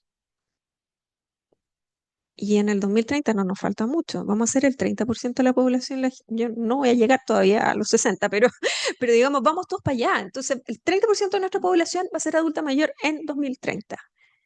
Y suponte tú que ahora tenemos 650 geriatras. No hay cómo. No toda esa población va a ser sana. Se va a necesitar. porque no solamente tenemos problemas de dependencia, tenemos problemas que las personas tienen deterioros cognitivos con el Alzheimer, con la demencia senil. Entonces, no es que la persona no sea autovalente, lo es hasta cierto punto, hasta que ya empieza a olvidarlo todo, ¿cierto? Ahí ya se vuelve dependiente severo, pero en esa transición, ¿cómo se puede mejorar el bienestar? Una vía, ¿cierto?, es teniendo más especialistas, pero si en el fondo no lo hacemos hoy día, imagínate que la carrera de medicina son 7 años. O sea, necesitamos, en Punta Arenas no hay geriatra, en Aysén no hay geriatra. Entonces, toda esa gente se tiene que trasladar a Concepción, a Puerto Montt, a Santiago, y ya cuando tú eres adulto mayor tienes muchos problemas de movilidad. Entonces, yo, desde mi punto de vista, el tema más, no sé si urgente, no sé si llamarlo urgente, pero lo que uno debería hacer ahora ya es proyectar cuántos especialistas voy a necesitar, mirar qué es lo que está pasando en las universidades y encargarme de que eso cambie ahora. Y la otra cosa que yo creo que también es súper importante tiene que ver con la infraestructura de la ciudad, que eso también es algo que se demora mucho en hacer. Nosotros tenemos la suerte de tener la Teletón, ¿cierto? Que la Teletón ha hecho que este país de alguna manera tenga conciencia, no toda la que nos gustaría, ¿cierto? Con las personas que tienen problemas de movilidad, ¿cierto? Tenemos, bueno, los metros tienen ascensores cuando funcionan, ¿cierto? Las calles tienen ahí estos desniveles para las sillas de ruedas, ¿cierto? Para las personas en el fondo que no pueden subir a la altura. Pero, ok, tú tienes eso, pero caminas 2 pasos y tienes la baldosa suelta de la vereda. Y eso puede provocar un accidente no menor en un adulto mayor. Entonces, yo creo que por un lado la educación, por otro lado la infraestructura, ¿cierto? Porque es muy poco lo que se puede hacer de manera urgente hoy día. El presupuesto del año pasado a este año para el sistema de cuidado creció en como 35.000 millones de pesos. Pero eso es para la red, es para instalar la red en todas las comunas. ¿Y qué pasa con el resto? Entonces, yo creo que son muchas, muchas cosas, pero yo creo que incluso las municipalidades hoy se podrían preocupar de algo que los automovilistas reclaman por sus hoyos en las calles, los adultos mayores deberían reclamar por las baldosas sueltas en las veredas, por ejemplo, para que no se generen accidentes que podrían ser súper evitables, y eso te lo digo por experiencia propia, porque en el fondo, mi suegra un día se cayó en la calle y se quebró la cadera. Entonces, es muy difícil, es muy complicado y creo que eso es algo que puede venir desde la municipalidad, de mantener en el fondo la infraestructura básica de la ciudad en buenas condiciones. Eso. Sí. No, complementando, Sebastián, es una pregunta súper compleja, pero sí, en principio, mira, hace años se empezó a hablar, por ejemplo, de ciudades inteligentes. Después, ciudades inteligentes y sostenibles. Ahora, ciudades inteligentes, sostenibles e inclusivas, por ejemplo. Han habido avances. En Corea del Sur se construyó una ciudad, no recuerdo cómo se llama, muy cerca de Seúl, y la ciudad costó no sé cuántos, 50.000 millones de dólares, 200.000 millones, no recuerdo. Y la ciudad está sola completamente. Porque se ideó sin hablar directamente con las comunidades que podían vivir allí. O sea, tú dependes de un entorno para sociabilizar, para elementos de carácter profesional, educativo, de emprendimiento, económico, etc. Entonces, una de las primeras cosas que yo creo que se debe hacer es, en principio, como dijo Sandra, que lo iba a comentar, ¿cuáles son las necesidades que tiene el país? A mediano, o mejor dicho, sí, a corto, mediano y largo plazo. Porque tenemos una forma epistémica en Occidente, por lo menos acá en este continente, de ver largo plazo 5 años. Eso no es largo plazo. Los chinos tienen una forma de ver, o los asiáticos algunos, tienen una forma de ver a largo plazo 50 o más años. Entonces se preparan para 50 o más años. Nosotros llegamos a veces a municipalidades, comunas, como le quiera, gobiernos regionales, etcétera, y qué vamos a hacer durante estos 4 o estos 5 o estos 8 años. ¿Cómo vamos a gastar el presupuesto? Esa no es una visión de país. Y en buena medida también pasa porque las municipalidades, desde lo más local, por eso hablo de lo identitario, ¿no? Las percepciones más particularistas, cómo me veo yo como adulto mayor, cómo me veo yo como estudiante de ciencia política, cómo me veo yo como emprendedor, cuáles son las necesidades, las expectativas, también las oportunidades que yo puedo tener en un espacio, en tiempos, ¿no? A mediano, largo plazo, por ejemplo. Y hablar con las universidades, ¿cuántos es necesario tener? Y esto es algo súper polémico lo que voy a decir, ¿ok? Porque esto algunos lo han planteado en otros países desde unos regímenes no tan democráticos, pero que es algo de sentido común. ¿Necesitamos tantos abogados o necesitamos tantos médicos, por ejemplo, para el área de operaciones estéticas, o sea, del área estética? El año pasado, cuando estuve en Punta Arenas, me dijo un compañero ahí, habían 2 geriatras y uno estaba de vacaciones. No sé cuántos habrá en este momento, no sé si el que está de vacaciones no llegó nunca. Entonces, es un detalle. ¿Cómo podemos impulsar también cuáles son? Porque todo se mueve de la perspectiva, vamos a llamarlo más economicista, ¿no? Todo se mueve por incentivos, pero ¿cuál es el incentivo para que un médico se vaya por geriatría? O haya más kinesiólogos especializados, por ejemplo, en temas de personas mayores o en general con problemas de movilidad. ¿Cuáles son los incentivos? Si van a trabajar, por ejemplo, acá en un CEFAN, un CECOP, cobrando muy poco, y se pueden ir por ejemplo, un médico se puede ir por un área estética donde cobre millones y millones. Es complicado.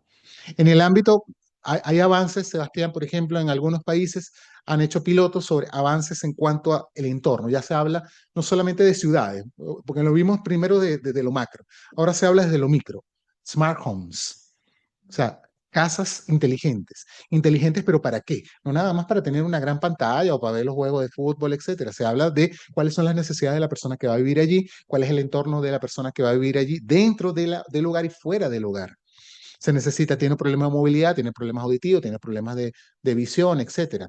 Entonces, esa persona va a trabajar, ¿en qué ámbito puede trabajar? Entonces, es todo un ecosistema inteligente, inclusivo, que en los últimos años se está hablando de ello, los últimos 3, 4 años, sobre todo en los últimos 2 años, se está hablando ya académicamente, o sea, tú lo buscas en español, no hay tanto, pero si lo buscas en inglés, ves sobre todo académicos de la India, académicos de Singapur, académicos de Japón, de Corea del Sur, de Taiwán, de China, de Finlandia, de Estonia, que están abordando muchísimo el tema. Entonces ya hay una discusión académica y por lo menos hay que agradecer eso. Y la discusión académica, como se pretende en estos papers, es que haya una bajada hacia las políticas públicas y que desde una perspectiva, sobre todo local, ¿verdad?, parta de allí, porque establecerlo desde arriba abajo, como dijo Juan Carlos, es un poco complejo. Hay muchas discusiones porque hay intereses de orden partidista, ideológico, etcétera. Pero desde las comunidades yo creo que se puede hacer. ¿Qué es lo que necesitamos, por ejemplo, en tu comuna? Y ni siquiera en tu comuna, en tu residencia, en conjunto residencial donde vivimos nosotros, tiene unas normas y tiene una idea tal vez muy distinta a la que está pasando la calle. Entonces hay que discutir eso también, no es que sean mesas de diálogo, sino que hayan cosas que realmente sean efectivas y que puedan tender a que haya una acción, ¿no? Haya una movilización hacia una acción que sea en pro de hacer algo de manera también de corto, pero también a mediano y largo plazo. Eso yo creo que es fundamental. Y la universidad es base para entender hacia dónde va. Por eso comenté, hay cambios y por allí se está hablando de un cambio, no solo en el futuro del trabajo, sino en el futuro de la educación. Las universidades van a cambiar y hay áreas donde tal vez a algunos nos moleste, pero hay áreas, por ejemplo, un poco más humanísticas o de las ciencias sociales que van a tener que no eliminarse, pero sí hay que repensar en cuáles son los aportes que van a tener, porque inevitablemente estamos en momentos de transformación. ¿Sí? Eso es lo que te puedo decir por ahora. Bueno, con eso damos término de nuestra conferencia día de hoy. Muchas gracias a los dos por sus presentaciones, por sus palabras. Muchas gracias.